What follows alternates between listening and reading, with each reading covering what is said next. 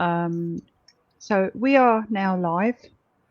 I'm just going to check how delayed it is. Yeah, it's probably going to be a minute delay maybe. So that's not too bad. I've got about 20-second delay, so that's not too bad actually. Let's go for it.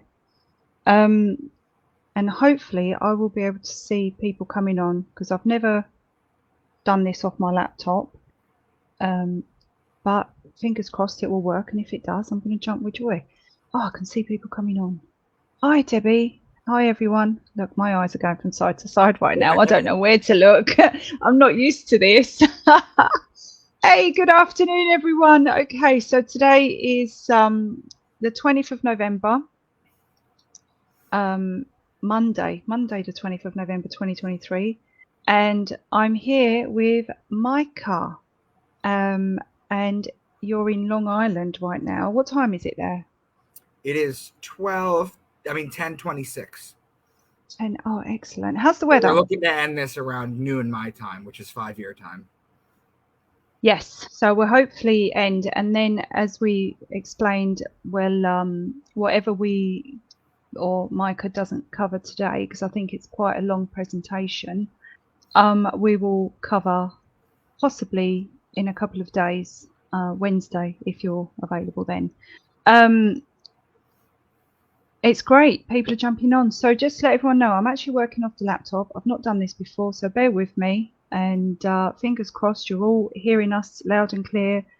No glitches, anything like that. So I'm going to pass over to Micah. And can you just... We're here to discuss religion, but from a different point of view. So, and this is because, as you guys know, everyone that follows me, I like outside the box thinking.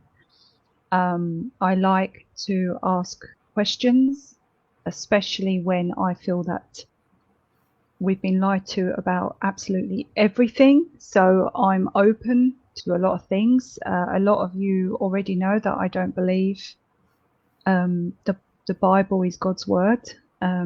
That doesn't mean that I don't believe in a creator, because I absolutely do. I believe there is a divine entity, and this obviously, I don't know what your take is, Micah. I'm right there with you. Okay, so this is just my take. So I do believe in creation. There's a creator.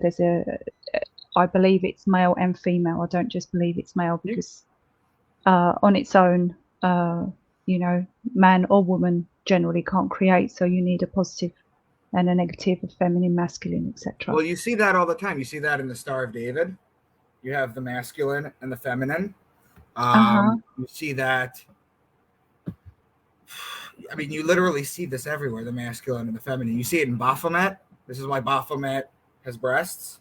Yes. Because it's a male and female. You see this all over the place. They're hermaphrodites. It's the blending of the two energies. So this is obviously, whoever the creator is could be, of an energy or I don't know. It's everything. I don't know. But anyway, the point is, I believe every religion is man-made, right? I do believe that it's a beautiful story, and it serves a purpose somewhere, be it in a courtroom, be it instructions on how people need to live their lives, because let's face it, we all need instructions nowadays, because we're not able to think for ourselves. That we need instructions on a pizza box, open this way up. We can't live without instructions, because that's how we've been conditioned. But I like to look at things, because I don't know if you did see a status of mine when I tried to read the Bible and I could feel that the energy wasn't flowing. Now, I can tell you for 100% fact, it is a fact, you cannot translate the Bible, because you cannot translate from one language to another and have the same message, energy, passion. I know this for a fact, because I speak 2 languages. So therefore, already the fact that the Bible's been translated, it's lost the feeling, it's lost the message.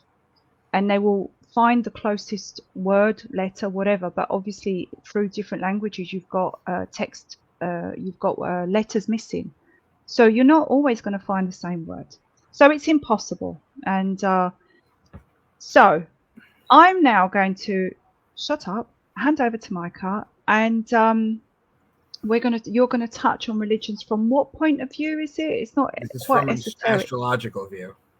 Astrological, right. Go for it. I'm really, really excited about this. Thank you everyone for joining us. So everybody that some people know me, some people have friended me from last night, some people don't know me. Let me give you a little background on myself. I am not an academic.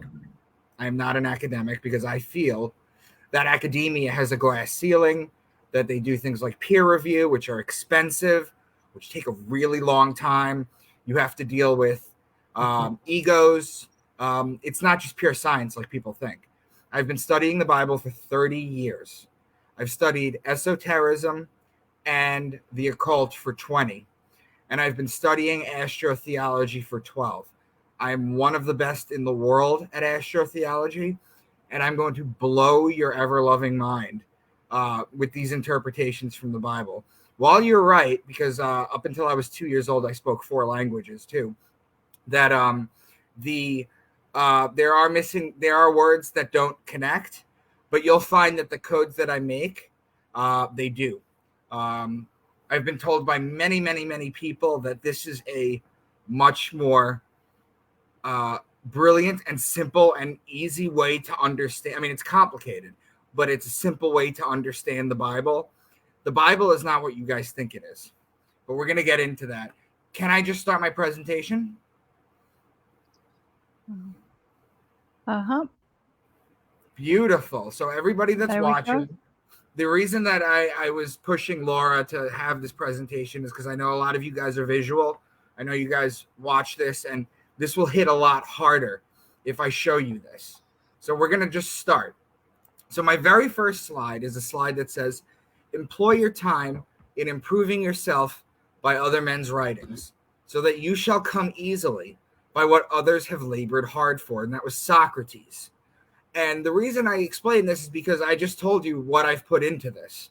And in a couple of presentations, I can make you understand everything. So now this is the zodiac wheel, guys. And Cancer's at the top and Capricorn is at the bottom. Okay? This is how the wheel is supposed to look. Because Cancer being the top, that's the summer. Capricorn at the bottom, that's the winter. Now, astrology or astrotheology goes back to something called the Lascaux Caves, which are in Lascaux, France. They weren't given a fancy name. That's just where they are. It goes back 17,000 to 40,000 years ago. And before any of the religious people who might be watching, I'm going to talk about carbon dating.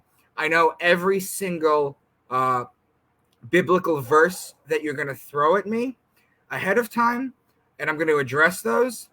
And I completely want to explain this to you. So here you see an article that says the Lascaux cave painting 17,000 years ago. And then you see here on the right, world's oldest cave paintings show humans understood complex astronomy 40,000 years ago. So what happened? What happened?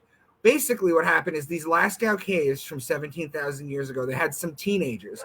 And much like you hear the story of the young boy that went into the cave and found the Dead Sea Scrolls, it was very similar. A bunch of teenagers went into these caves and they explored it deep.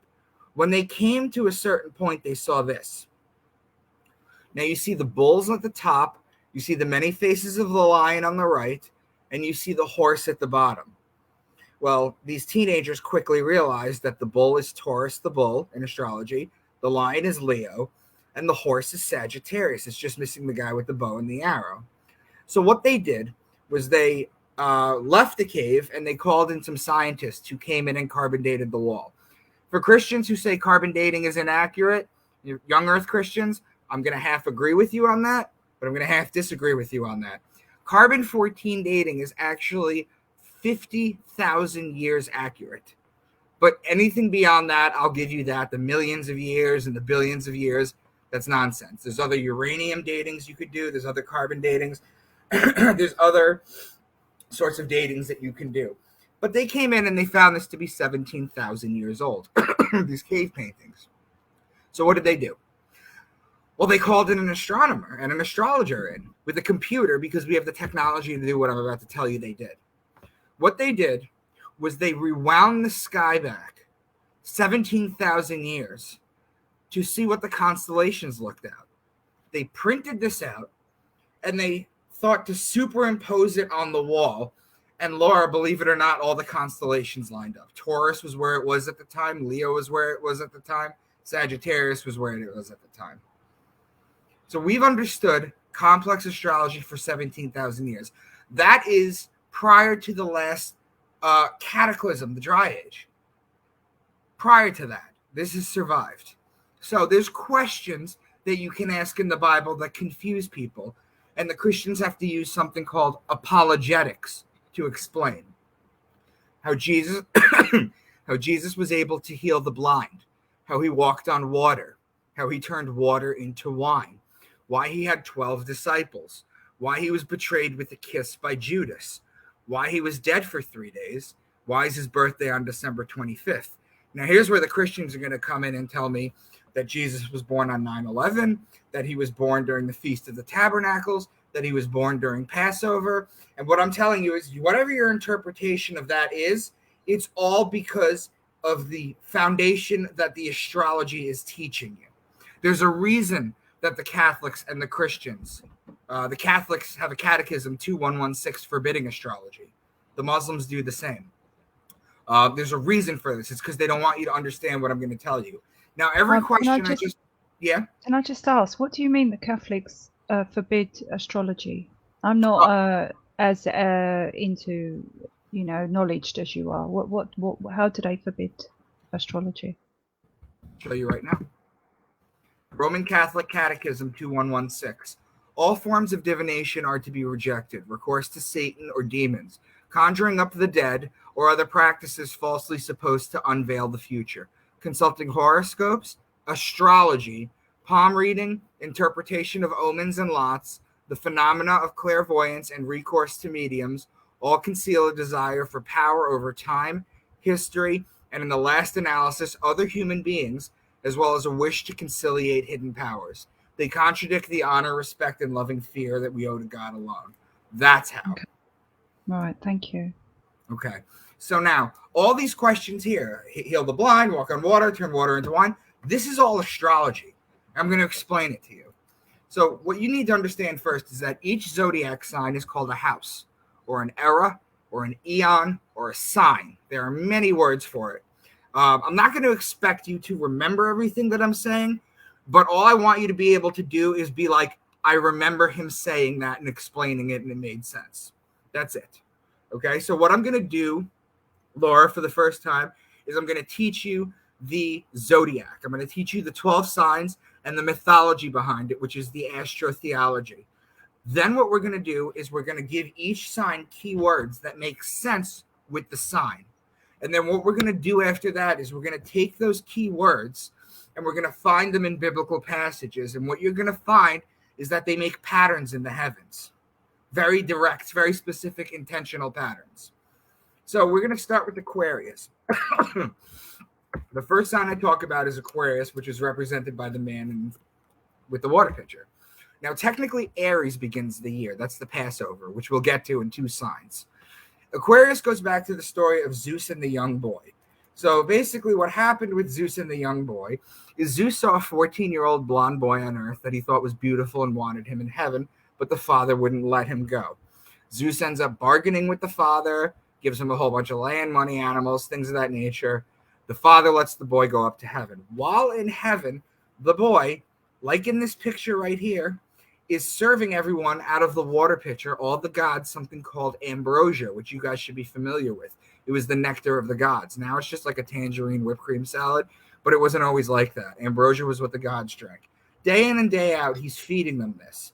One day he gets so fed up of just doing the same thing every day and not doing what he wants that he goes to the side of heaven with the water pitcher and he pours the ambrosia out. And this causes the flood on earth. This is where the Greeks get their flood story from. And what happened was Zeus, who's also not known to be a very level-headed thinker, in a rare moment of self-reflection, realized that he shouldn't have brought the boy up. So instead of punishing him, he makes him the sign of Aquarius. He immortalizes him as the sign of Aquarius. So that's Zeus and the young boy. There are keywords that you can attach to Aquarius. Son of man or man. Aquarius is the sign of the man, whereas Virgo, the virgin, is the sign of the woman. Man, baptism, because look at the picture. This is how you baptize someone. Water pitcher, because this is a water pitcher. Fountain, this is how the Greeks built their fountains. Stream, river, pond, lake, ocean, sea. Water examples, because there's water in this picture. Now, a little deeper astrology, Aquarius is actually an air sign. However, because there's water in the picture, they've encoded keywords to represent that. Now, Pisces is the two fish in the water. Pisces is actually a water sign. It's a mutable sign. So all the same examples: stream, river, pond, lake, sea, ocean, fish, two fish. For example, that's Pisces. And the way that you can tell whether it's Aquarius water or Pisces water depends on the patterns you'll see in the sky, and I will show you this. Now, Aries is the ram. And in Aries, you have, In Aries, you have March 21st, which is the spring equinox. It's a 12-hour day, 12-hour night. There's also 3 different kinds of Passovers that occur. The first is the astrotheological Passover, where the sun passes over the equator and makes its way back up to its height in the summer solstice in the northern hemisphere. In Christianity, they changed this, and it becomes the resurrection of God's Son. And now Christians are going to tell me there's no equation between the word S-O-N and the word S-U-N. It was a homonym. They're homonyms for each other. However, there's no equation. And I'm explaining that it's just a coincidence that those words link like that, because we'll get to Jesus and I'll show you how he's the Son. So whenever you hear ram or lamb, because lamb is a baby ram, shepherd or ram's horn, you're talking about Aries. Taurus is the bull. And when you look at the sky and you see Taurus during the season where it's supposed to be, it's as above, so below, which is not an evil saying, guys.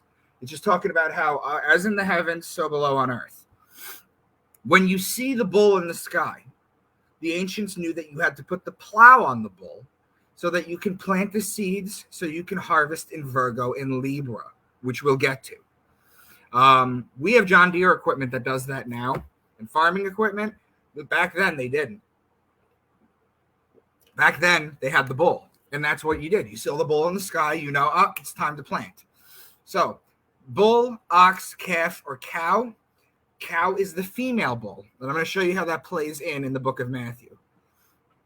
Gemini is the twins. It's the story of Castor and Pollux Troy, whose sister was Helen of Troy. It's the story of Achilles. This is another Greek story. Whenever you hear twins or brothers, that's Gemini. Cancer is the crab, and it's the sideways moving creature, and this is very important. So I'm gonna do a little demonstration, and I'm gonna need you to follow, Laura. Okay, you see this right here? Yep. What is it? This is it. What this is doesn't matter, but it's the sun. Let's just say this right. is the sun. Okay. Starting on December 25th, what the sun does is it rises a degree on its axis. On December 26th, it'll rise an additional degree. On December 27th, an additional degree. This happens every single day until it hits June 21st. That's the summer solstice. That's its absolute height. That's the highest the sun will be. That's the longest day of the year, the shortest night of the year. What it then does is it doesn't, on June 22nd, it doesn't rise an additional degree or lower a degree, but rather for 3 consecutive days, it stays at that height. Hence the metaphor for the crab, because the crab is the sideways moving creature. The sun is moving sideways. Now, on June 25th, it's going to drop a degree. And on June 26th, it's going to drop another degree. It's the inversion of that. It's going to continue to do this. Now the nights are getting longer. The days are getting shorter. When it hits December 21st, okay, that is the lowest. That is the winter solstice. It's the shortest day of the year, where it will then walk sideways for 3 days again and then come back to life December 25th. This is why Jesus was dead for 3 days, And then he is birthed on December 25th. This is the science behind what the Christians are going to tell me he was born on this day or that day. So that's it. And there's keywords. Crab or scarab. In the Egyptian times, the scarab was the beetle. And it was sacred in the Egyptian times. In fact, the zodiac has pretty much stayed the same. Suffice two examples. One is that in the Egyptian times, they changed it from the crab to the scarab. And secondly, Leo the lion used to be the Sphinx in the Egyptian times. In fact, in some temples in Egypt, you can still see the Sphinx in the zodiac wheel. It was incredibly important. Now, Leo is the king. He's the lion. He's the king of the jungle or the savannah, whatever you want to call it. The ruling planet of Leo is actually the sun. So whenever you hear lion, lioness, or cub, you're talking about Leo. Now, Virgo is the woman holding the wheat stalk. Remember before when I said that as above, so below, you see the bull you plant in Taurus? Well, in Virgo, this is when the virgins would go out and cultivate the wheat in Virgo in order to make the bread for the year. So whenever you hear the words virgin or woman or wheat, grain, seed, barley, corn, these are all grainy things that you can verify for yourself in a search engine that all get harvested during Virgo. End of August, towards the middle of September. Now, Libra, if it'll come up. Yep. Libra is the justice. It's the scales. It's the balance. It's the just one. And the reason is because it judges God's sun as it passes over the fall equinox. So you remember, in the Passover in the spring, it's heralded because it's going back to its home. But here it's being sentenced to death, to winter and to cold and to death. The Jews always celebrate the new year around the fall equinox. And coincidentally, 8 days after, which is in Virgo, 8 days after the Jewish New Year, and it's always 8 days. And it's always, for example, this year, for example, this year, the New Year for the Jews, Rosh Hashanah, was on September 15th. Well, if you count 8 days later, that's September 23rd. That's the first day of Libra. That's a day called Yom Kippur, where the Jews don't eat or drink. They go to temple all day, and they pray that God keeps them in the book of life for another year. And you know what? Of course, the day of judgment happens in Libra, the judge. Now, Libra is also wine season, which is when you plant for the grapes in Taurus, you could press the wine here. Laura, I don't know if you've ever been to a vineyard. I'm sure you've been to a million. But if you've ever gone to a vineyard for like a bachelorette party or just to hang out with your family or whatever you want to do, and you go in the spring, it's stupid. That's when people have their bachelorette parties and go there. It's stupid because all the vines are empty. If you want to have a good time, you go during Libra. You go in September, October, because that's when the vines are full. They're lush. You get better pictures. You could pull the grapes and eat them direct from there. So it's the justice, the judge. So it's all law-related things too. Law, judge, justice, the just one, as Jesus is called. Divorce, marriage, court, wine, vineyard, wine press. It's also olive oil season. Yes. Okay, it's when you crush the olives to make the olive oil. So all law-related things, all wine-related things, and all olive-related things. Now, Scorpio is the scorpion. That's me. Yep, and he is the betrayer in the zodiac. Oh, when a scorpion bites you or stings you, it leaves an imprint in your skin that looks like a pair of lips. It's why the mafia has the kiss of death. Oh, interesting. That's where that comes from. That's what. That must be why I end my lives with a kiss to everyone. and honestly, it's why Jesus was betrayed by Judas with a kiss. Judas could have stoned him. Judas could have thrown a rock at him. There's 12 disciples. They correlate to the 12 zodiac signs, and I'm going to make very strong connections for you. So here's the deal. The sun, this is all metaphorical star poetry that people are taking literally. That's what the Bible is, and I'm going to show you that. The sun is judged in Libra, remember with the scales, and it's betrayed in Scorpio. Now here's Sagittarius, the man with the bow and the arrow. What it does is it shoots the sun and inflicts further punishment on the sun. This is where the sun dies. Why? Because the last day of Sagittarius is December 21st. The sun is at its lowest point. It cannot rise any lower. It's dead. It's the dead of winter. The ancients would look out into the sky, and the sun wouldn't crack the horizon on this day. So they would say God's son was dead. And then what did I tell you? It's going to walk sideways for 3 days, which is why Jesus was dead for 3 days before the Son of God, the light of the world, comes back to earth and rises a degree on December 25th. This is why all the ancient gods are born on December 25th. You've actually given me chills. I can feel the chills. It's like, yeah, I get that. Oh, you're going to have a ton of downloads today, I promise. And then finally you have Capricorn, who's the goat. Now look at the zodiac wheel on the right. If you see Capricorn at the bottom, it's at the very bottom, right? Well, again, like I told you, these are all star and celestial metaphors that people take literally. Now, if you put the sun at the very bottom of Capricorn and start marching it to the left alongside the wheel, rising a degree a day, getting warmer and warmer and warmer, it starts the climb of the zodiac wheel, or the great mountain in Capricorn, just like the mountain goats climb the mountain better than any animal. Does that make sense? Yes. Okay. So those are the 12 signs. That's the story behind the zodiac. We're going to start having a lot of fun right now. But what I wanted to do was tell you that. Now, you don't have to remember all the key words. Like I said, Laura, all I want you to do is when I mention it, you can be like, he did mention it, and I do remember that. I'll jog your memory. Now, in church, And guys, please share this live if you're enjoying it. I just want to put it out there, please. Okay, right. In church. Yes. Okay, now in church, there are names for Jesus. Remember, Jesus is the Son. And I'm going to make that claim over and over again. There are names that he's given in church. Let's go over them. In Capricorn, the goat, he is the scapegoat of Israel. In Aquarius, the sign of the man, he is the Son of Man. When the sun is in Pisces, the 2 fish, he's the fisherman of men. And it's also why he feeds the masses with 2 fish on the mound. It's Pisces. It's star poetry. He is the Lamb of God, or the Good Shepherd in Aries, the ram.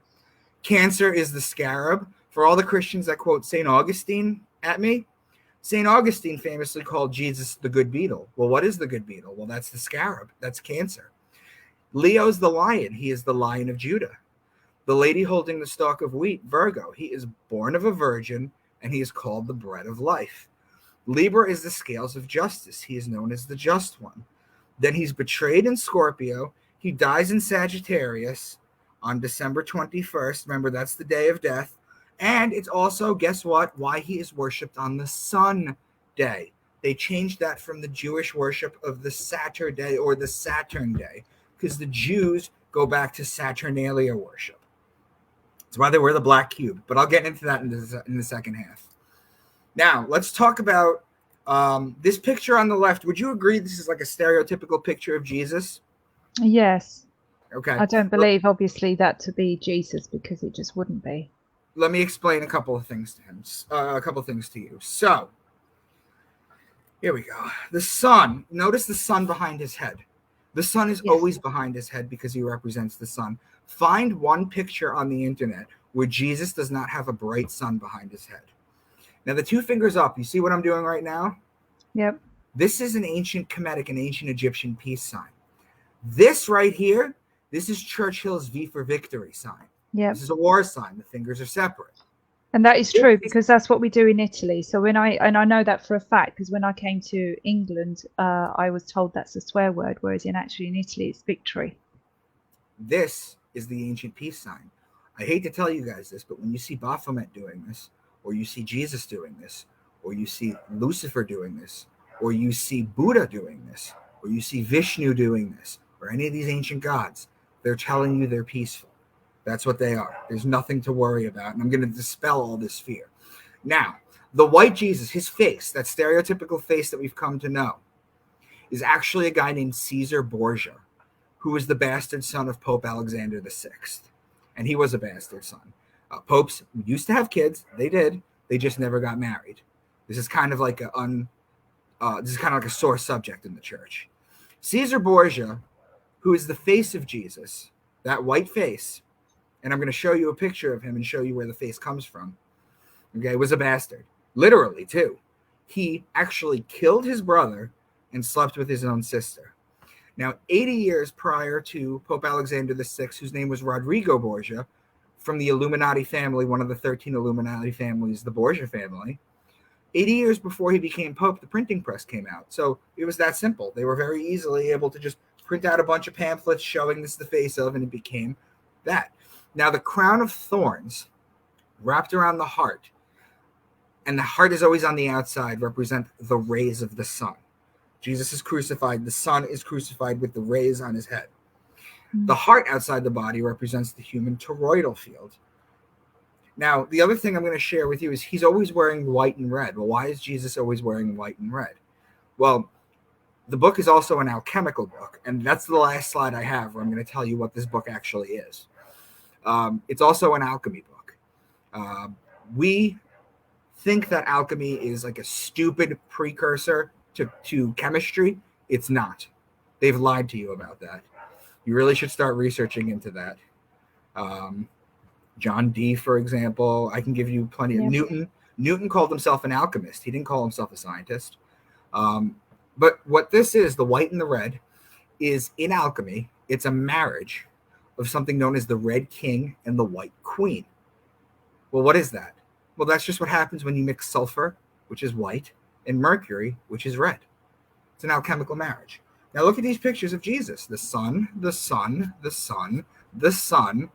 Always the same face. In the second picture, you'll see it's a Knights Templar cross, but it's not always that way.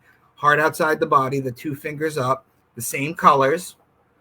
Even baby Jesus. Look at this. You see baby Jesus here, and you'll see the animals, which we'll explain. You'll see the bright star. There's always that star. That's Polaris. That's the North Star. And you'll see the sun behind his head. They're telling you something. You just don't know what you're looking at. And I mentioned to you that the toroidal field was the heart. And this is what the toroidal field looks like. It's an electromagnetic field of the heart. Yeah. You're the apple. It's an apple. You're the core, and it surrounds you 6 feet. Laura, if someone comes up behind you, you'll feel it. They're there, they broke your toroidal field. You're not a psychic. Yeah. You don't just know someone's there. You ever just get a feeling that they broke your toroidal field.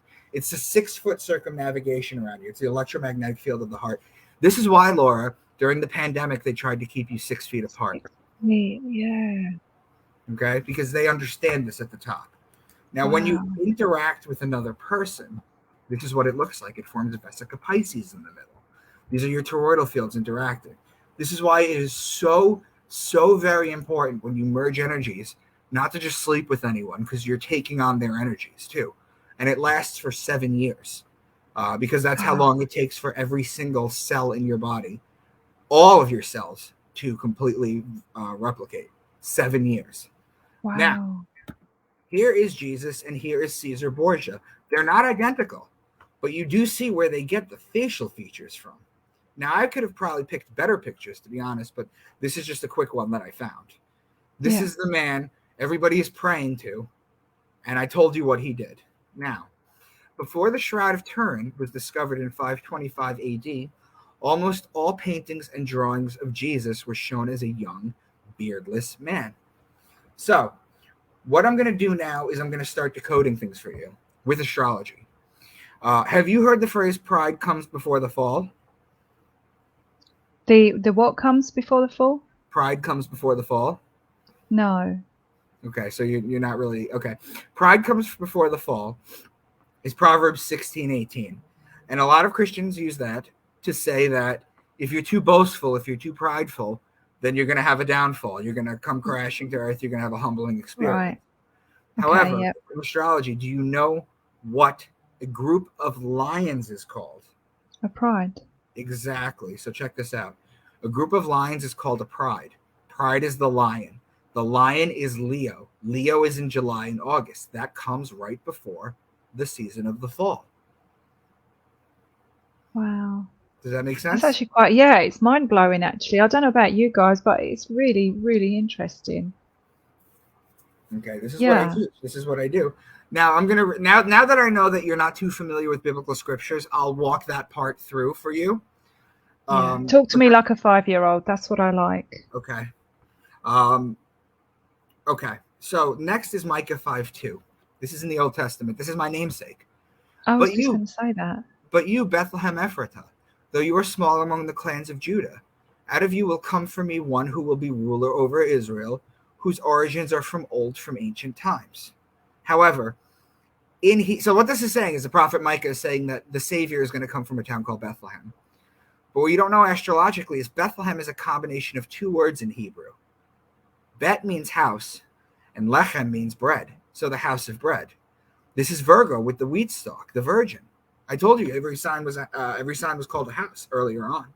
So what this is actually saying is the Savior will come from a virgin. Right. Please let me know if you need me to elaborate on anything. Okay. I'm good. Keep going. Unless someone says something, then I'm good to carry on. Okay. So now I'm going to read you Deuteronomy 32. There's 10 signs here, and I'm going to show you how this works. He gave them honey from the cliffs and olive oil from the rocky ground. He gave his people butter from the herd and milk from the flock. He gave them lambs and goats. They had the best rams from Bashan and the finest wheat. They drank the best wine made from the juice of red grapes. But Jeshurun became fat and kicked like a bull. So let's go over this. He gave them honey. I didn't explain the honey part to you yet, but I am now. In the sign Cancer, there is a group of stars. It's called an asterism. It's a closely knit group of stars. It's called the beehive cluster. And again, these are just metaphors. So the bee produces honey. Now, the first day of Cancer is the summer solstice. It's the beginning of summer. We know that olives get crushed in Libra. And then milk from the flock. Well, the milk comes from the Milky Way galaxy, which goes back as far back as the Egyptian Book of the Dead. The Milky Way galaxy center is in Sagittarius. Your, is in Sagittarius. The last day of Sagittarius is the first day of winter. So, from Cancer to Sagittarius, the right half of the zodiac, the beginning of summer to the beginning of winter, that is your land of milk and honey. It's not a place on earth. These are metaphors. Now, he gave them lambs. We know that's Aries. And goats. We know that's Capricorn. They had the best rams. We know, again, that's Aries from Bashan and the finest wheat. They drank the best wine made from the juice of red grapes. But Jeshurun became fat and kicked like a bull. Well, we know the wine and the grapes are Libra and the bull is Taurus. There's 10 signs in this from the key words that I've shown you. Now, everything is spiritual. The Bible is both astrological and an anatomical book as well. The milk and the honey astrologically are from the beehive cluster in Cancer to the Milky Way center in Sagittarius. First day of summer to first day of winter. Anatomically, it is the pineal gland and the pituitary gland that release these neurotransmitters through the brain. This is triggered by the claustrum. So when you hear Christians talking about Santa Claus strum coming down the chimney and dropping presents off to the boys and the girls in front of the fire, you now know that the claustrum, or Santa Claus, triggers these two glands to drop neurotransmitters by the fire, which is the hypothalamus, which regulates body temperature. There's many interpretations to this, to be honest with you. Now, what I'm going to do is I'm going to show you how to use the zodiac wheel when you decode. The Mount of Olives. Jesus led his disciples to the Mount of Olives after his last Passover, so he could teach them a few more things. Pray, then wait for Judas to betray him. While walking to the Mount of Olives, he gave the parable of the true vine. So let's look at that story. Passover takes place in Aries. So Laura, you see here on the left how Aries is right there? Right. Yeah. Okay, now watch this. He goes to the Mount of Olives. What did I tell you the olives were? Do you remember? In September, they were... That's Libra. Libra, How do you get from Aries to Libra? You go across opposite the zodiac. sign. Yeah, they're opposite signs. They're opposite signs. Now, while they're in Libra, they're waiting for Judas to betray him. Who's the betrayer? I am Scorpio. Exactly. Notice you go from Aries to Libra. That's a direct connection. That's a pattern. And then you're in Libra and you're waiting for the betrayal, which is the next sign. But you're not in the next sign yet. While you're in Libra, he gave the parable of the true vine, which has to do with wine. So that's still Libra. Does this start to make sense? Yes, slowly it is. Yeah, yeah. Okay. I'm going to reinforce it. Don't you worry. Yeah, yeah. Okay. Now, here we go. Genesis 1:7. And God made the firmament and divided the waters which were under the firmament from the waters which are above the firmament. And it was so. Let me show you the zodiac wheel again. Because a lot of people are under the impression that the firmament is a dome over a flat earth. That is not the case. That is misleading. That is not the case. Do you see these dividing lines between the signs? Yes. They don't actually exist. You're not looking in the sky and you can see these dividing lines. What they are is a visual representation of the last 3 days of a sign and the first 3 days of the next sign. Some people call them handover dates. You might know them as called as a cusp. Cusp, yeah, the cusp, It's when the energies blend. Okay, so let's go back to that phrase real quick, because that's what the firmament is. The firmament are these dividing lines. Remember, it says the firmament shows God's handiwork, famously. So let me show you this. And God made the firmament and divided the waters which were under the firmament from the waters which are above the firmament, and it was so. The firmament is the dividing lines between zodiac and Pisces. The two waters that I show here, Aquarius and Pisces, remember the two waters? Well, there's the firmament that divides the water from above from the water from below. He's talking about the creation of the heavens.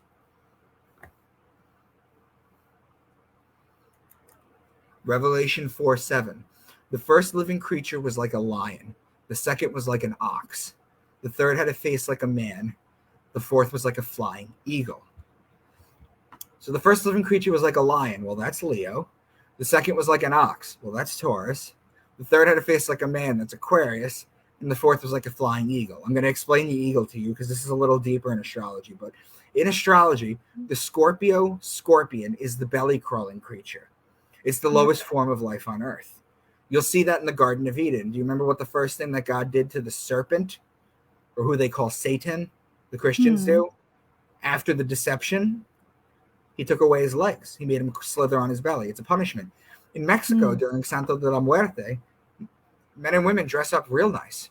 And they get on their hands and knees and they crawl to church. It's a punishment. It's evolved form, the Scorpio, from being the lowest form of life on earth. It's evolution in Scorpio. And there's 8 evolutions. Its evolved form is also the ascendant. It's known as the ascendant. It's the eagle. And what is the eagle, Laura? It's the highest flying form of life on earth. That's how it evolves. So the eagle becomes Scorpio. So you have Leo, Taurus, Aquarius, and Scorpio. Those are the 4 fixed signs of the zodiac. I'm going to show you the pattern they make in a second. You have 3 different types of signs in astrology. You have what's known as the cardinal sign. This is why there's cardinals in church. Each one of these zodiac signs can be broken down into 3 10-day segments called deacons. This is why you have deacons and cardinals in church, because it's astrology. They don't want you to know about this. Okay? Now, what is more likely? People take Revelation literally. The first living creature was like a lion. The second was like an ox. The third had a face like a man. The fourth was like a flying eagle. What is it more likely? That there's going to be a 4-headed animal in the heavens coming down to terrify us? Or, and this is important, Leo and Aquarius are opposing signs like Aries and Libra were in that last one I showed you. Taurus and Scorpio are opposing signs. So real animal, or it just makes this pattern, a perfect cross in the zodiac. And is that why we do this in church? Is it anything related to? Show me. Hold on, I can't see you. Show me. The cross. That's the cross. That's the cross. I'm going to show you the cross. The cross is the solstices and the equinox. Okay, it's the 4 It's the 4 main points on the zodiac wheel. Now, let me move on.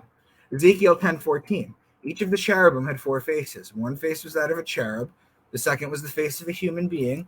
The third, the face of a lion. And the fourth, the face of an eagle. It's the same thing. They're just retelling this. Now, Revelation 12. A great sign appeared in the heaven. A woman clothed with the sun, with the moon under her feet, and a crown of 12 stars on her head. She was pregnant and cried out in pain as she was about to give birth. Then another sign appeared in heaven. an enormous red dragon with 7 heads and 10 horns and 7 crowns on its heads. Its tail swept a third of the stars out of the sky and flung them to earth. People believe there's actually going to be a dragon and a woman in the sky. However, a woman clothed with the sun is the sun clothed in Virgo. It's just a metaphor. These are all deep, poetic, celestial metaphors. If the sun is in Virgo, the moon will be at her feet. So there's 12 zodiac signs, and there's a 24-hour day clock. So if you're the sun, you spend 2 hours a day, every day, in each sign to make it up. That makes sense, right? If you're looking at Virgo, if the sun is in Virgo, that's between 4 and 6 p.m. That's when the light is still out. So again, it's another metaphor. If the sun is up, then the moon is at her feet. Whereas if the moon is up, the sun is at her feet, literally. Now another sign appeared in heaven, an enormous dragon. Its tail swept a third of the stars out of the sky and flung them to earth. On the left, you see the constellation Draco. This is the dragon. Its tail, its long tail, goes from Aries to Sagittarius, which is 4/12 of the signs, or 1/3 of the stars out of the sky. Could you imagine if people understood that Revelation and the books in the Bible were just celestial poetries about how God ordained the heavens? Revelation 7:4. Then I heard the number of those who were sealed, 144,000 from all the tribes of Israel. The Jehovah's Witnesses believe in the 144,000. They think that you're predetermined. The 144,000. That only 144,000 get to go see God. But I'm going to explain to you, with influence from India, how everyone gets to go see God. You see, there's 7 chakras. The root has 4 petals, the sacral has 6, the solar plexus has 10, the heart has 12, and the throat has 16, which equals 48. The third eye chakra is represented by 96 and only has 2 petals because it's 2 times as powerful as the lower chakras. So 48 times 2 equals 96. The crown chakra is 1,000 times more powerful than the lower 6 chakras. When you add the lower 6, you get 96 plus 48 equals 144. You times that by 1,000, you get your 144,000. What it's trying to tell you is when you've activated all your chakras, that is when you get to go see God. Well, how do you activate them? All of them? Oh, that's a whole other conversation. Okay. No. I'll give you a couple examples. There's things you could do. First of all, stop taking fluoridated toothpaste. Yeah. And start taking iodine on a daily basis. You got to give up soda. You can fire gazing helps. Watching the sun. The first 30 minutes that the sun is up, the last 30 minutes the sun is down. You can actually look at the sun without. It's not that strong. If you don't want to go out and touch grass and do that, you can buy a candle and stare at the flame for 30 minutes. It helps you. It helps you get to that. So there's things that you can do spiritually that help, absolutely. But that's a whole other conversation. Matthew 10:16. Behold, I send you forth as sheep in the midst of wolves. Well, the sheep is Aries, and the wolf is a constellation, Lupus, which borders the Libra line. Look, they're opposing signs. Not only, Laura, am I making connections here, but there's very distinct ones. I'm not just talking about Taurus, the bull, and then throwing a lion in there. You know, these are actually patterns. It's either the connecting sign. So, for example, if you're looking at Aries all the way on the left, it's either going to make a connecting sign with Pisces and Taurus. Those are the connecting signs. Or it's going to go across the wheel to Libra. And you're going to get blown away when I show you how the book of Matthew works, too. So I've given examples of astrotheology in the Old Testament as well as the New Testament. I've been accused of cherry-picking verses from the Bible to prove a point. So let's take a much longer passage to see if we can decode it as well. Are you familiar with the book of Job at all?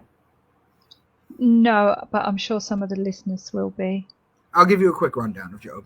Job was okay. So first, you have to understand is that before 100 AD, when the Synod of Jamnia collected together, the Bible, the Old Testament at 100 AD was not canonized. The books were all over the place.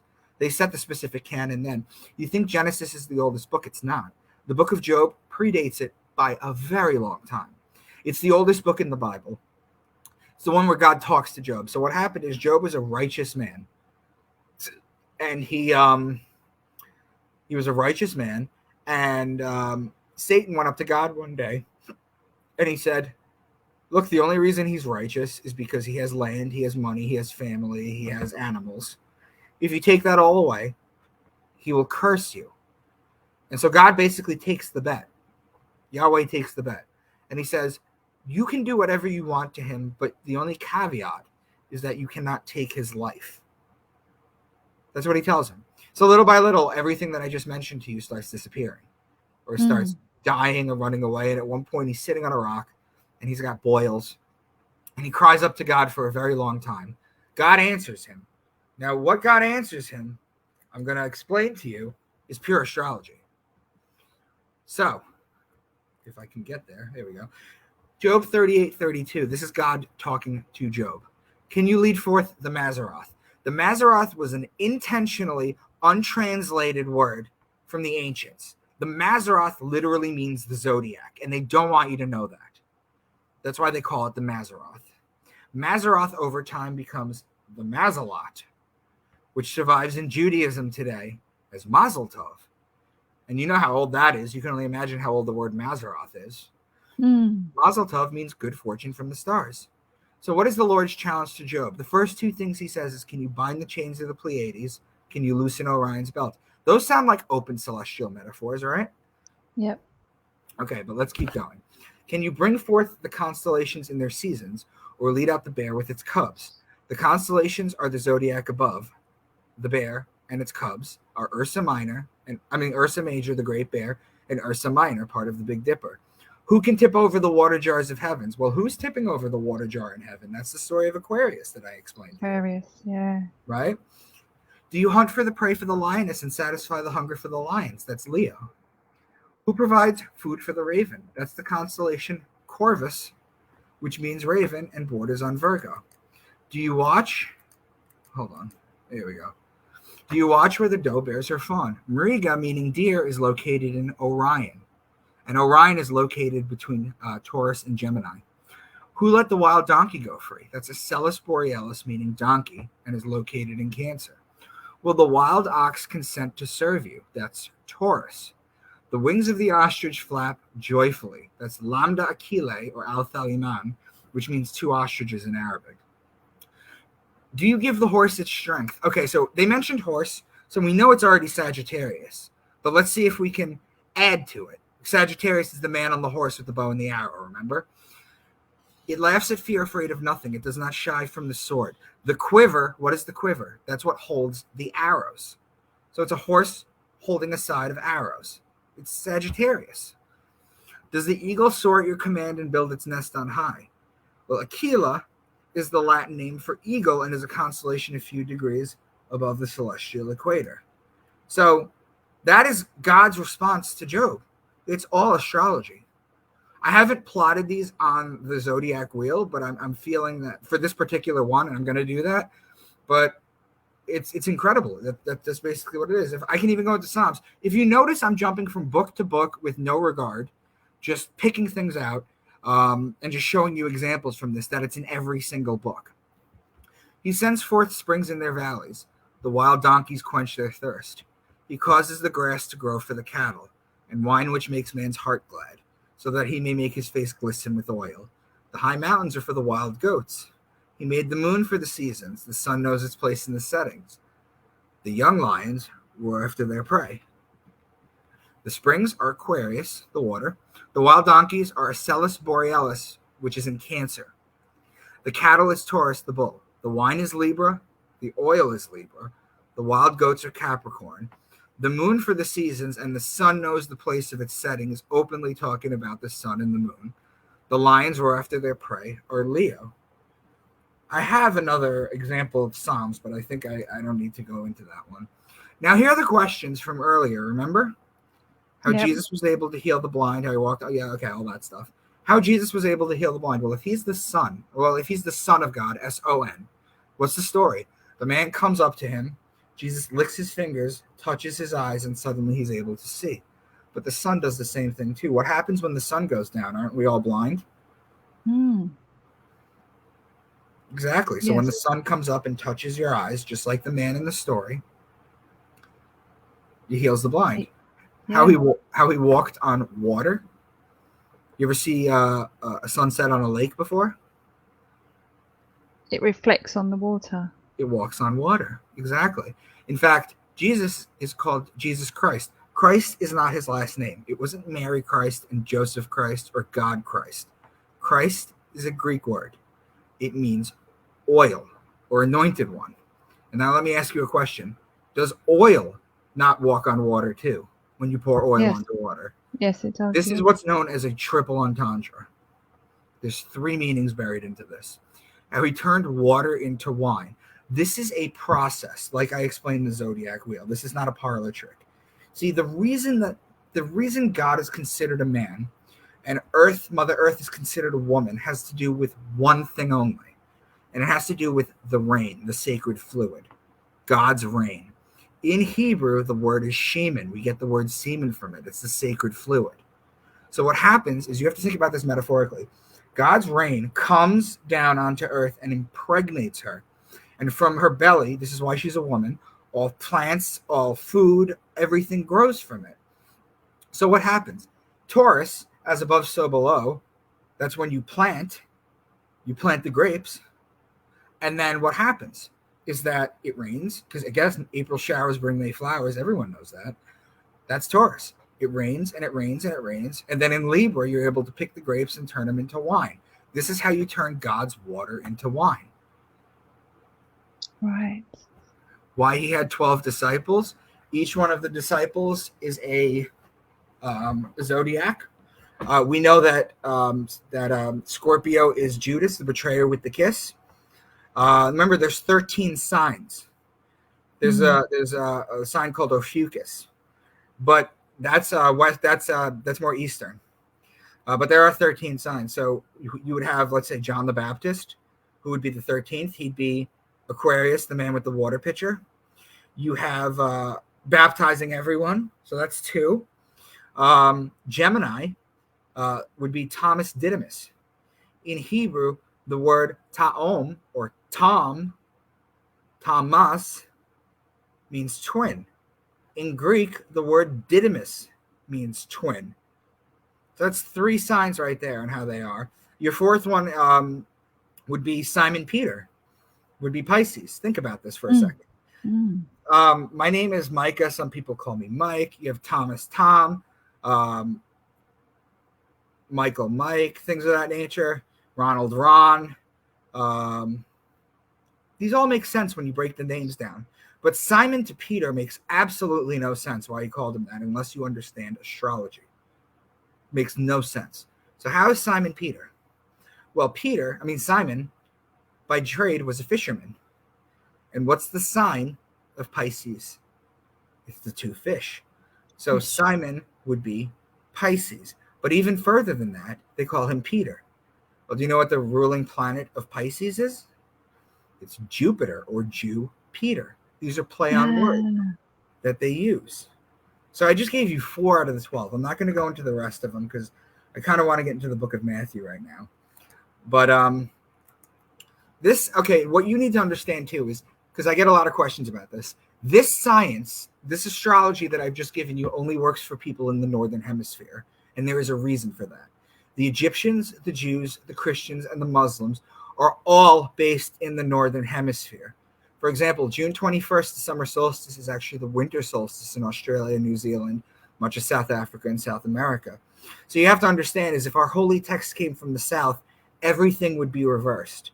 And what I mean by that is it's real simple. You know how I told you that Taurus is the bull? You plant? Yep. Right. Well, what do you do if everything is reversed? You just go to its opposing sign. What is Taurus's opposing sign? Scorpio. So you plant in Scorpio. So it's that simple. But that's why this works this way. So it doesn't stop there. It's not just random passages in the Bible that could be decoded this way. We're going to go through the entire book of Matthew to show how deep this runs. After I'm done with the book of Matthew, I have to run to the bathroom real quick. But then when I can start doing questions, okay? I just want to show you how deeply this is encoded. What do you think so far? Oh, it's mind-blowing. It's actually really interesting.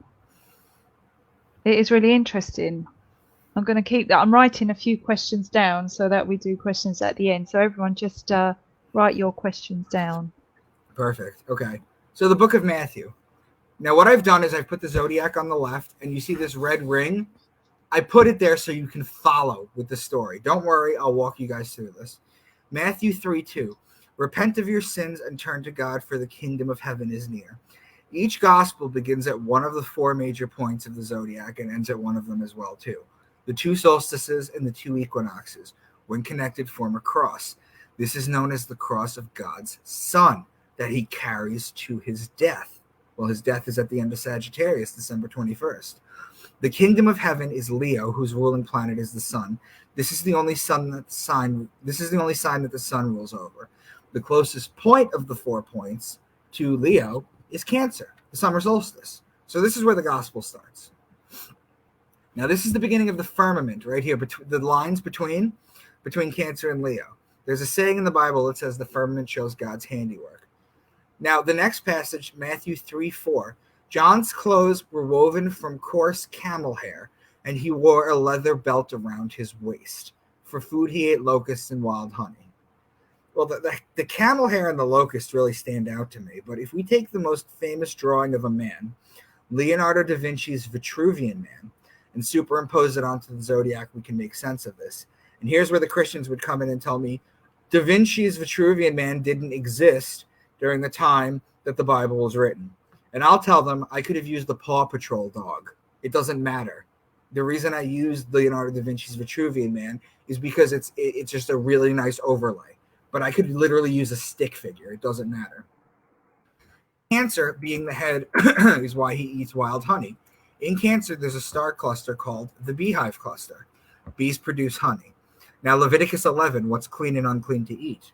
All flying insects that walk by on all fours are to be regarded as unclean by you.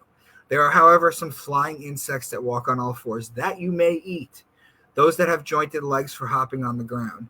Of these, you may eat any kind of locust. Katie did. There's the locust. Cricket or grasshopper. So, Laura, when you see articles like this come out, a pound of grasshoppers is 3 times as nutritious as a pound of beef. You know that the elites are taking it from the Bible. It's biblical. That's what they're taking. That's what they're trying to force on everyone. Right? Yeah, but I won't be eating that. I won't be eating that either. Now look, we were in Leo, right? Leo starts it. Then we were in Cancer. Now we're in Gemini. That's 3 signs in a row. If you look at the top, this is a large pattern it's making in the heavens. A little lower down on the body is the clothes made out of camel hair. There is a constellation in Gemini called Camelopardalis. It's a combination of 2 words, camelos, which means camel, and pardalis, which means leopard. The camel leopard. That's what this constellation is called. That's what they called the giraffe, because they saw this giant, goofy-looking thing with spots, and they were like, that's a camel leopard. What else would you call it? That's what they called it. So right now you have the head and the upper body so far. Wait a minute. Now we're in Taurus. So now we're at 4 signs in a row. So you're seeing a very distinct pattern. Moving a little lower on the body, you'll get his midsection, which is where you would wear a belt. Taurus represents the bull, and the female is the cow, which is where you would get the leather from the cow. Regarding the belt, Orion's belt sits between Taurus and Gemini. So next would be the baptism. Now, how are we going to go from the beginning of Leo to a water sign to signify the baptism? You would go across the zodiac. Cross signs, as they are known, are the signs' opposite location. For example, Aries and Libra are cross signs. This is very important. The sign's 2 most important signs are its neighboring signs, or 3 most important signs are its 2 neighboring signs and its cross sign. So we were at the beginning of Leo, right? So we're just going to jump back there. This is how it makes the leap from one firmament to the other. It goes across. It forms a pattern. Now you're touching Aquarius. The man with the water pitcher in Aquarius is personified as John the Baptist with the water. It's important to note, too, that John the Baptist and Jesus are always exactly 6 months apart. When you think about the fact that Jesus is born on December 25th and rises a degree a day, then that must mean that John the Baptist is born on June 24th and decreases a degree a day. This is why in John 3:30, John says, he must increase, but I must decrease. And guess what? Open up a Catholic calendar. It's also why St. John's Day is exactly 6 months to the day of the birthday of Jesus. How convenient. The next story is the temptation of Jesus. So we're going back to the Cancer Leo firmament of July 24th. This one is simple. He's tempted for 40 days. So all you literally have to do is count 40 days. That'll take you to September 2nd. That's Virgo, the lady with the wheat stalk, right? So what's the very next passage?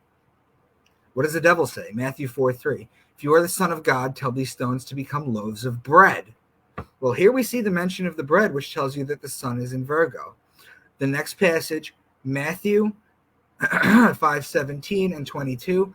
I did not come to abolish the law, and if you are even angry with someone, you are subject to judgment. This takes place in Libra. So we went from Leo to Virgo to Libra. So now we're making another 3 in a row pattern, right? Matthew 7:15 and 16. Beware of false prophets who come disguised as harmless sheep. And can you pick grapes from the thorn bushes? The sheep are the ram in Aries, and the grapes, remember, wine, are Libra. Those are opposing signs. Moving along, Matthew 13. Later that same day, Jesus left the house and sat beside the lake. The story now moves from Libra to the barrier between Aquarius and Pisces as he is beside the lake, or beside the 2 water signs. Its cross sign is the Leo-Virgo firmament.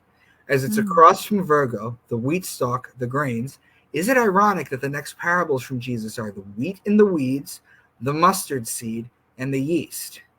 Moving right along, next is the fishing net parable. So you just go back across the wheel again, and you're touching Aquarius, Pisces, Pisces being the 2 fish. There's the fishing net parable. Now, Gemini is the sign of 2 men, technically twins. However, there's just a short mention of brothers in the next passage. He's just the carpenter's son, and we know Mary, his mother, and his brother, James, Joseph, Simon, and Judas. This ends at the firmament of Gemini and Cancer. Because remember, we're in Gemini, but this goes to the firmament. I didn't mention this to you before, but Gemini is the twins, right? Gemini is the twins or the brothers. If you're just in Gemini, you can only talk about that. But if you're at a firmament, you're between 2 signs and the energies blend. So if I'm at the firmament of Gemini and Taurus, like you see in this picture, I could talk about twins. I could mention brothers. I could talk about a cow, a bull, an ox, things of that nature. Yeah. So this ends at the firmament of Gemini Cancer. Now, if you follow the Gemini Cancer firmament to its cross sign, that is the last day of Sagittarius. That's the day of death. And how do we know this? What is the very next passage? The very next passage. It's the death of John the Baptist. Are you starting to see how this works? Yes. Bloody hell. Someone's just said I would need to look more into this. It is a lot, isn't it? I mean, you how many years have you been studying this? I've been every day for 12 years. Wow. A lot of this is my own work, but let me finish the book of Matthew and then we'll continue. So, as I mentioned previously, death comes from the end of Sagittarius. The firmament of Sagittarius, Capricorn, and Gemini Cancer are opposing signs. So what I did at this point was I took a break from the book of Matthew, and I put a sentence together to show you how this astrotheology works. Let's take the sentence, which sounds like it could be in the Bible but isn't. If I say to you, the rulers were divided between war and love, it split the land in half. That sounds like it's biblical, and you could read that as a literal translation, but however, the ruling planet of Aries is Mars, who is the god of war. The ruling planet of Libra is Venus, who is the goddess of love. There is your war and love. If you connect it, it literally splits the land in half. Zodiac in half. Matthew 14, 17, and 32. But we only have 5 loaves of bread and 2 fish. Well, guess what? The 2 fish is Pisces. That's literally the 2 fish. And if you go to its opposing sign from Pisces, you have the bread, the lady with the wheat stalk. This is a pattern, right? This is the cross. This is what it looks like. You were asking where you cross yourself. This is what it looks like. This is the solstices and the equinox. They make the cross. We were just in Virgo, and now next is Libra, which is law, wine, and oil, remember? What story do we get now? Well, we get the story of the temple tax, law, the unforgiving debtor, law, divorce and marriage, law, and the parable of the vineyard worker, wine. You see how this all fits like this? So next is Scorpio, the betrayer. This is where Judas betrays Jesus with the kiss. So we went from Virgo to Libra to Scorpio. So 3 signs in a row. And what happens after the betrayal? It's the death, the last day of Sagittarius. That's the book of Matthew. That's the story that they encode. Now, astrology is a language. If you understand this language, the sky speaks to you. That's Dane Rudyard. And I saved this for last. The Bible, the scriptures are metaphysical, astrological, that's what I teach, anatomical, alchemical, spiritual, esoteric, and mythology. It's also a gematria, a numerology, and an etymology book. It's also a psychedelic book. There's 11 holy sciences in the Bible. 11. Each of them have to be studied as long as I've been studying the astrology to fully understand how amazing this book is. But it is not literal. It is not historical. It is not reality. And it is not original. And that is my first half of my presentation. I'm going to run to the bathroom. I'll be right back. Yeah, go. That's wow. Hey guys, this was wow. There's a lot to take in, isn't there? I mean, absolutely loved it. And I think if we spent a bit of time, I mean, I started to sort of understand a bit of it, and it makes sense. It's very interesting, that's for sure. And now if you've got any questions, get them ready. And this also, just to let you know, there will be a part 2 because there's a lot. So I think Wednesday, possibly around the same time, we're going to do a part 2. But yeah, I thought this was really, really interesting. It's a different take, and I think it's good to look at different perspectives and not take everything so literal, because we know that the truth is hidden. The truth is always hidden. And that's why when you try and read the book literally, it's cryptic. So I'm just writing my questions down as well. I hope you've enjoyed it. Are you telling everyone that I'm crazy? No, not at all. The question is, does it make sense? It does. I would have to spend. Someone said astrotheology is fascinating. Santos Bonacci and Bill Donahue and Jordan Santos. Max. I'm close with Santos. I teach with Santos. Oh, excellent.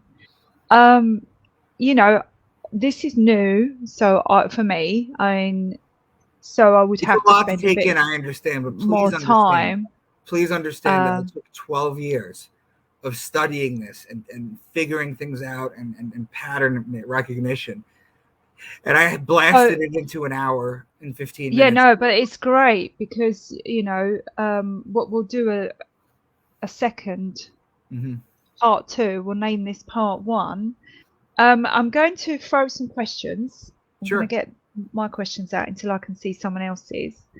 Some people believe, this was one of the things when I put my status up, saying that I found the Bible very, I've tried to read it over and over again. And although when I was a child, I enjoyed the Bible stories because it's a story, but when you try and read a Bible, it's very, very hard. But I found it very cryptic and it wasn't flowing for me.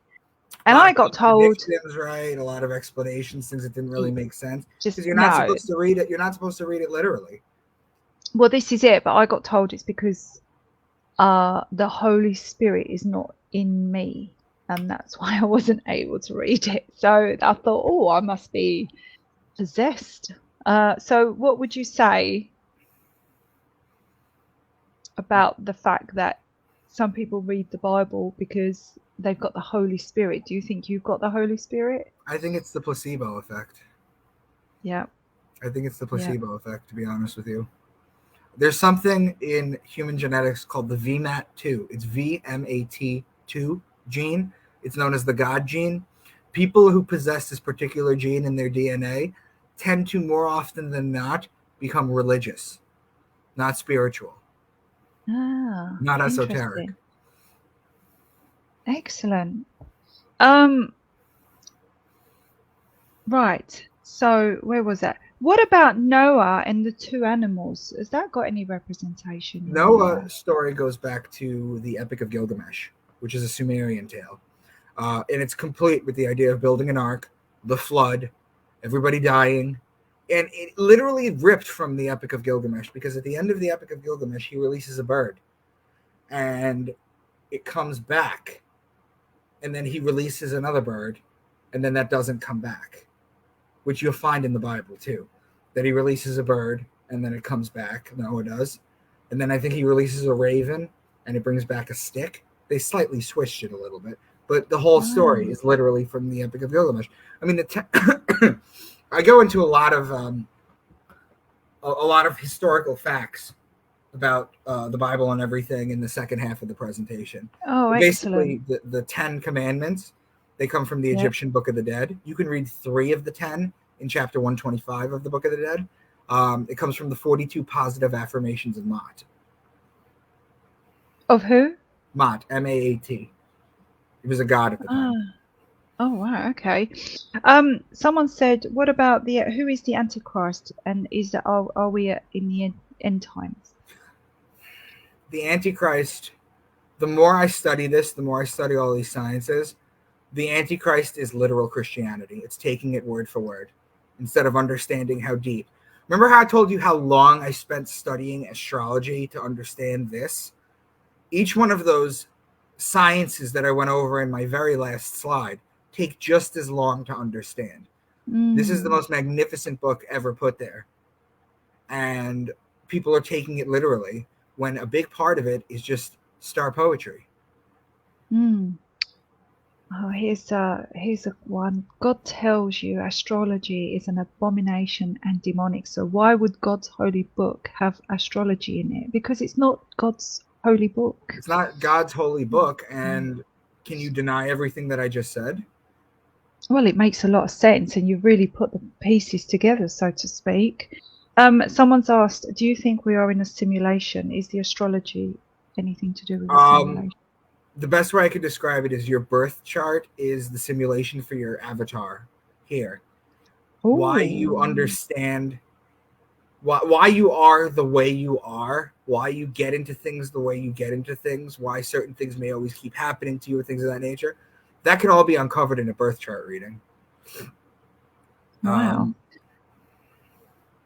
Do I have any questions? Why is there 4 fixed signs? What does the 4 fixed signs mean? Why would so you have the cardinal. So, okay, let me share this again real quick.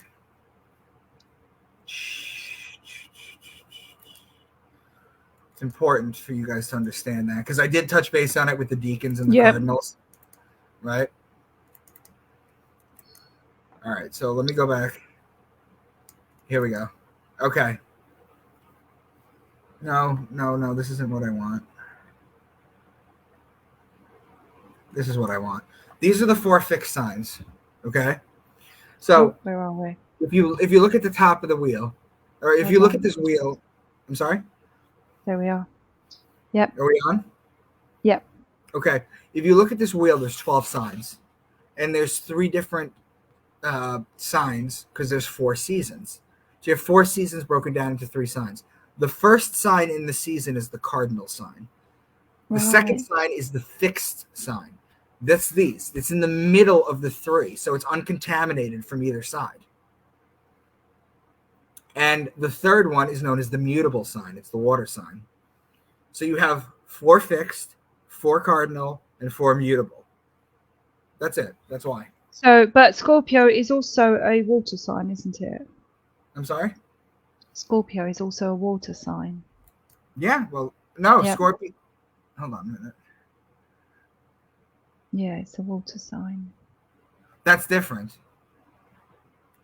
That's different. You're talking about water signs. You're talking about air signs, water signs, earth signs. Oh, right. I see. Completely different than immutable being a water sign.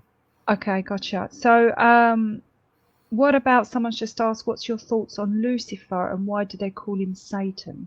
I go into that in the second half, but I'll explain. Right. So, okay, tune into the second half. The only way if you don't want me to explain it now, I won't. But no, I think it's good to keep things like that. If that's something you're going to talk about in the second half, I think we should. I go into that. I explain hell, Satan, Baphomet, Lucifer, all that. Okay, brilliant. And what about the only way to get to God is through Jesus or Christ? It's the Christ consciousness. He's an avatar. In the Bible, Jesus Christ is an astrotheological, anthropomorphic allegory of the Son going through the 12 signs of the zodiac. That's astrological right there. That's what he is. He's an avatar. He's an archetype. He's a Jungian archetype. He's the hero. He's not a real person. So all these signs. I'm sorry? Sorry, carry on. Sorry. You're not going to achieve. You're not going to get to meet God that way. That's not how this works. No. You're not going to get to meet God through Jesus. That's not how this works. Christ is an archetype, but you're not going to get God through reading this book literally. It's not going to happen. It's interesting. So all these signs, actually, they serve a purpose. They are like a map. It is a map. Of when to plant. You could probably, you know what? I do this in the second half, but it's an astrological book, but it's a farmer's almanac. Yeah. It's a farmer's almanac. It's amazing, isn't it? Right. Let's have a look. We've done that. And Jesus died at 33. Is there any relevance to that? Yes, that's an anatomical version of understanding the Bible. So you have 33 bones in the back of your spine. That's why the Freemasons have 33 degrees. Because at the top, you do know that your skeleton, your spinal cord goes into your brain, right? Yep. Well, what happens at the 33rd degree? He gets crucified at a place called Golgotha. What does Golgotha mean? It's the place of the skull. Well, what is at the 33rd degree, at the 33rd bone? It's the pineal gland. That's the resurrection. That's a whole different level of esotericism that you're talking about. Right. Okay.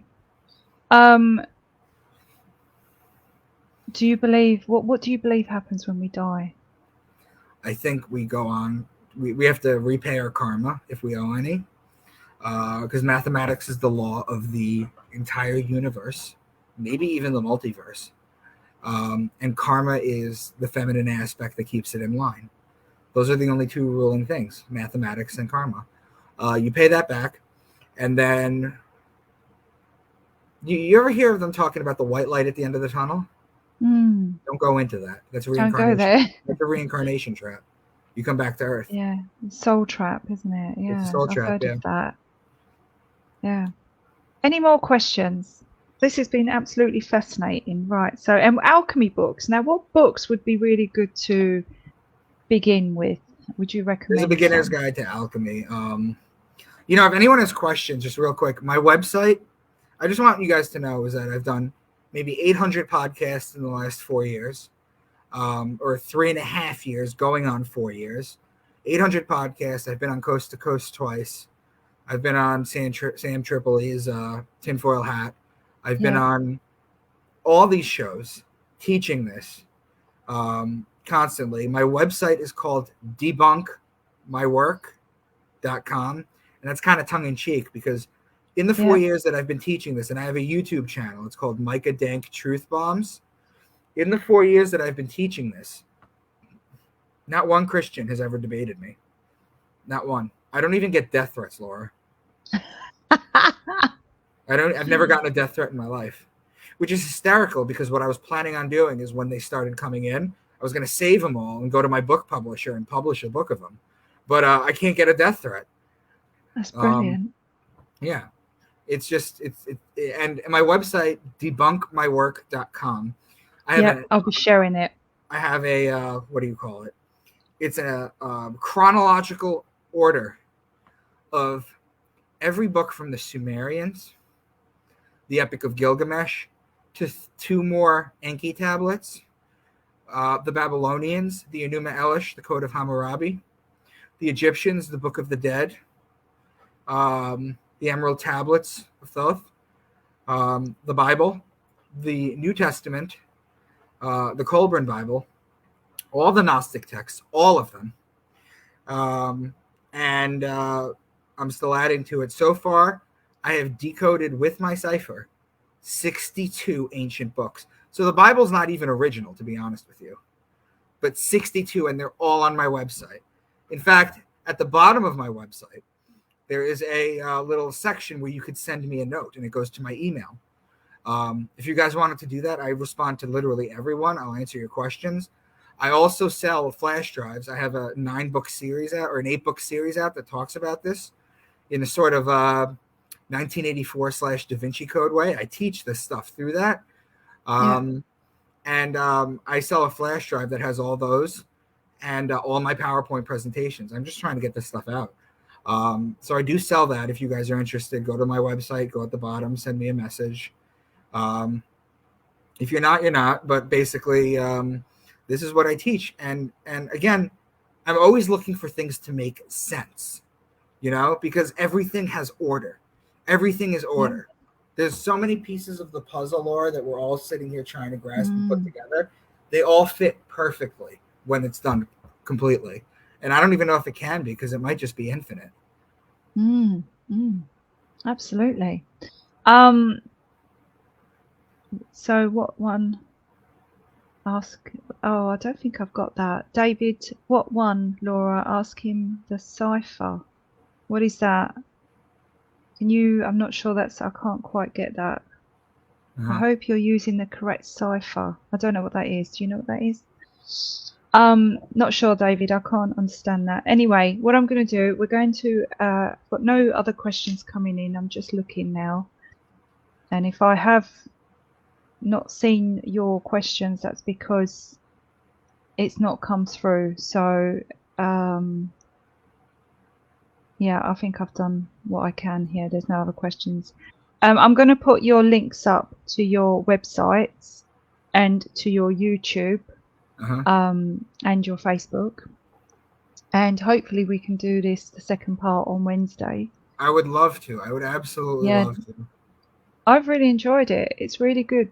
It makes a lot of sense. It actually does, and that's me just from the outside touching sort of the surface of what you've looked at.